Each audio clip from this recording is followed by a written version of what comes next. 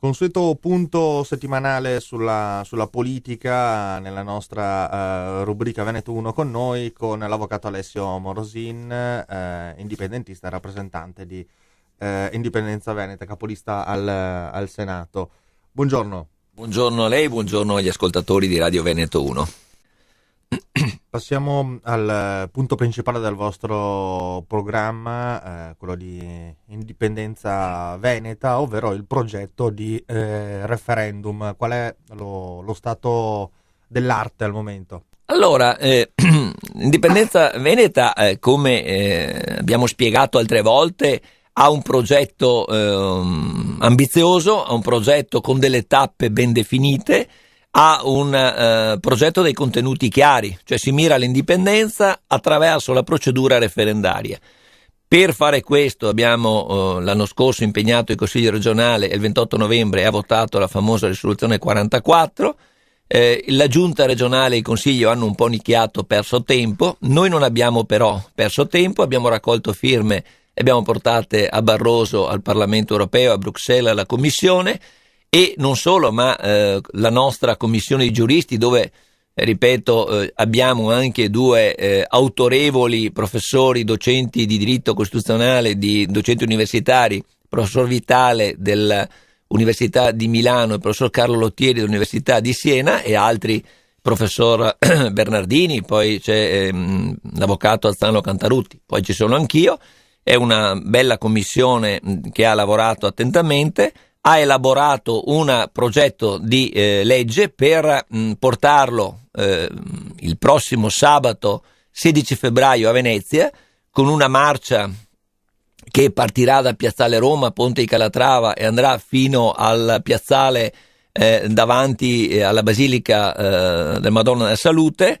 Si prevede una partecipazione non inferiore a 5.000 persone, ci sono già dei pullman organizzati dal Veronese, dal Vicentino, da altre parti del Veneto e per fare che cosa? Per accompagnare con le firme di quelli che andranno alle manifestazioni e dopo con quelle che continueremo a raccogliere nei gazebo questa proposta di legge per dire al Consiglio: guarda che devi dare esecuzione a quell'impegno che hai assunto il 28 novembre votando la risoluzione 44.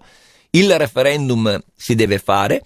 Non chiediamo ai consiglieri né a Zaia né a Ruffato di essere degli eroi, ma semplicemente di fare il loro dovere, interpretando quella che è la volontà popolare, dando la possibilità di esercitare questa espressione democratica di voto referendario sul tema e sul quesito: vuoi che il Veneto diventi una repubblica indipendente e sovrana? Sì o no?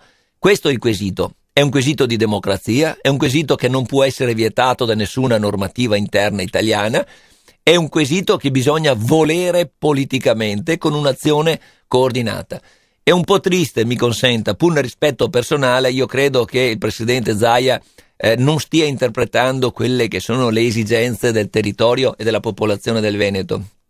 È incredibile che Zaia dica: io se si potesse votare voterei sì all'indipendenza senza alcun dubbio, però non lo posso fare per questo e quel motivo. Nel contempo il segretario del suo partito, che sta correndo per diventare presidente in Lombardia, Roberto Maroni, va dicendo che l'idea è straordinaria, che addirittura faremo il referendum sia in Veneto che in Lombardia che in Piemonte. Allora, voglio dire, non prendano loro in giro, perché Zaia ci accusa che prendiamo, ha letteralmente detto, per il culo la gente. A parte l'eleganza dell'espressione, noi non prendiamo in giro nessuno. Vorremmo dire che lui si coordini con se stesso dicendo cose più chiare, più oneste e più coerenti sul piano politico, e poi magari che eviti di apparire lui in contraddizione con Maroni quando Maroni dice che il referendum del Veneto è una cosa giusta, è una cosa che si può fare, solo che invita ad aspettare ancora una volta che la Lombardia si organizzi per vincere le elezioni regionali, appunto, che si terranno in quella regione, e allora dopo lo faremo insieme. Insomma, questi sono gli aspetti della contraddizione che noi viviamo. Ripeto, Zaia pensi meno alle alleanze con Forza Sud, con Fratelli d'Italia, che anche qui in Veneto sono i suoi amici della campagna elettorale, e guardi al Veneto, eserciti ed interpreti adeguatamente quella forza straordinaria, evidentemente non meritata, che gli hanno attribuito nel 2010 facendolo diventare governatore di questa regione con ben il 62% di consensi. Doveva fare una rivoluzione politicamente, è rimasto là purtroppo inerme, è rimasto indifferente alle grida di aiuto e alla volontà di cambiamento della nostra gente, e quindi io credo che ne pagherà il prezzo politico. Tra l'altro aggiungo una cosa: siccome ha detto delle imprecisioni, dimostra di non avere la visione chiara della questione dell'indipendenza del referendum, che abbiamo lanciato dalle antenne di Rete Veneta, ma lo lanciamo anche qui da Radio Veneto 1, l'invito a avere un confronto a due, lo farò io o altro del mio movimento che avrà la disponibilità con lui per chiarirci in diretta, per chiarirci concretamente sulle questioni che lo vedono incerto in ordine alla fattibilità di questo percorso legale, che è un percorso democratico, che è il percorso del referendum per l'indipendenza. Ovviamente noi il 16 di febbraio, che è sabato 21 ore 15 a Venezia, quindi invitiamo tutti quelli che possono ad aggregarsi a noi. Ci sarà una manifestazione, ripeto, storica, straordinaria, e consideriamo le elezioni del 24 un'occasione pre-referendaria, o meglio, per trasformare